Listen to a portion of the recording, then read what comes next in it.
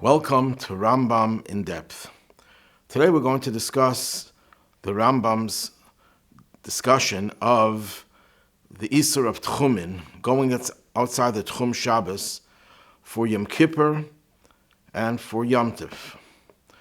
See, there's a big dispute in the Gemara whether Techumin is Midiraisa or Midirabanan. And the Rambam seems to hold that certain aspects of it are Deraisa, going beyond 12 mil. That's the size of the Jewish community in the desert. But if it's more than 2,000 cubits, 1 mil, it's also Midirabanan. But nevertheless, there's no question that Techumin is something that is modeled based on the Psukim and the Torah concerning the man. So this is what the Rambam says in Halacha Daled, Perek Ches. Kishem she'asa latzes chutz l'tchum b'Shabbos, kach asa latzes b'Yom Tov u'v'Yom Kippurim. Just like it's forbidden to go outside the tchum on Shabbos, similarly, it's forbidden to go outside on Yom Tov and on Yom Kippurim. So I saw someone asked a question, Rabbi Yankov Kamenetsky in the Sefer Emes LeYankov on Eiruvin, I believe it's Daf Lamed Gimel. He asked the question about the order of the Rambam. When the Rambam is telling us that the law of Techumin, the Isur of Techumin, extends to Yom Tov and Yom Kippurim, he should have mentioned Yom Kippur first and then Yom Tov. Why? Because Yom Kippur is more obvious that it's closer to Shabbos. Yom Kippur has the same stringencies as Shabbos. So if it applies to Shabbos, it makes sense it would apply to Yom Kippur and even Yom Tov. So the order should have been the reverse. First, he should have said that it's forbidden on Yom Kippurim and on Yom Tov. The simple answer to this question is that the Isur of Techumin by Yom Tov is mentioned clearly in the Mishnah, in Eiruvin, Daf Lamed Ches Amud Aleph. The Mishnah talks about making an Erev Techumin when you have Shabbos next to Yom Tov, and how do you do it if you want to go to different places at each of the nights. It clearly talks about making an Erev Techumin. That means there is an Isur of Techumin by Yom Tov.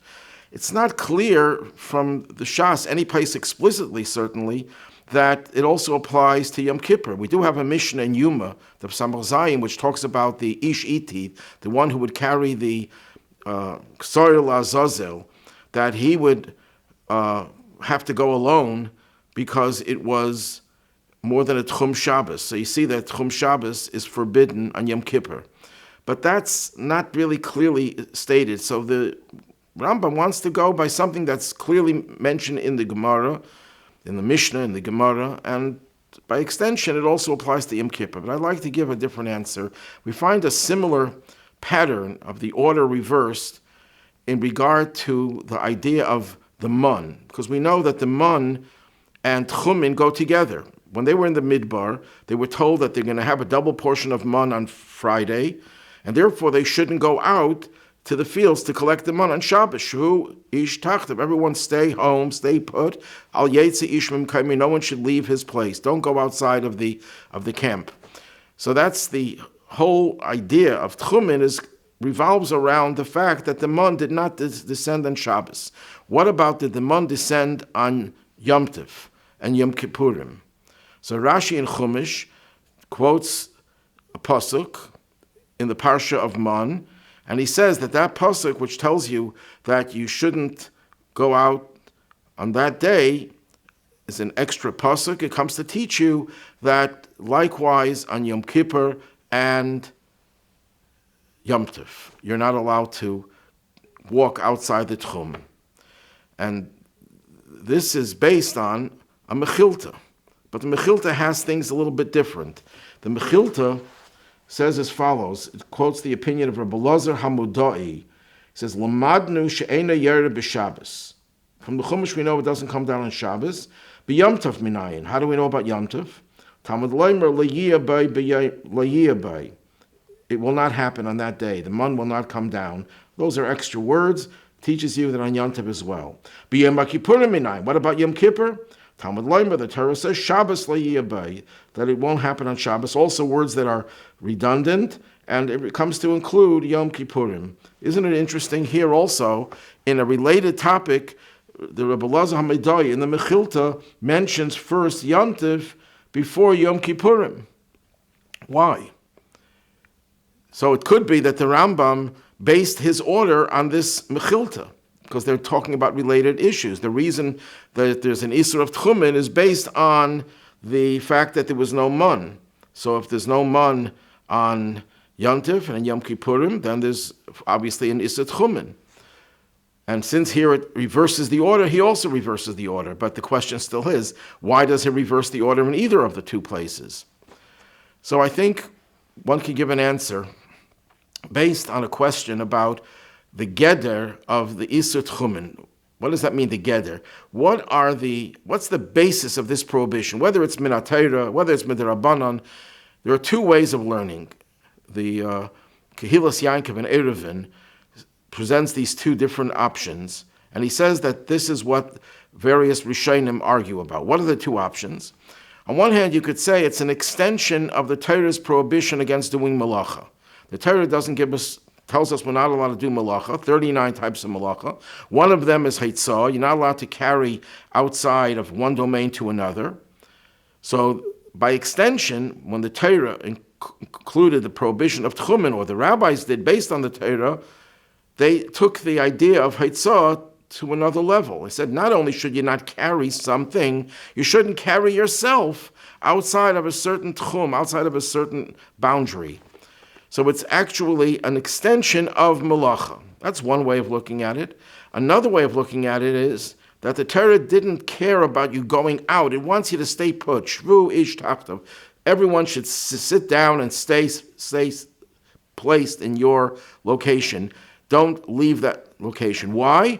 Not because it has anything to do with malacha, but because it has to do with the fact that Shabbos is a holy day. It's a day when you're supposed to have Einik Shabbos, you're supposed to have Kavod Shabbos, you're supposed to enjoy the Shabbos and celebrate. It's about the positive aspect of Shabbos. The Torah wants you to be present and not leave that place.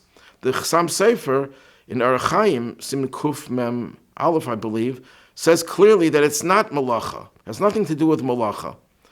And the Kehilas Yankov says that this could be a machlokes, a dispute amongst Rishonim, whether going outside the tchum without going physically, you're in a boat and the boat takes you out, so it's memela, it happened without any effort.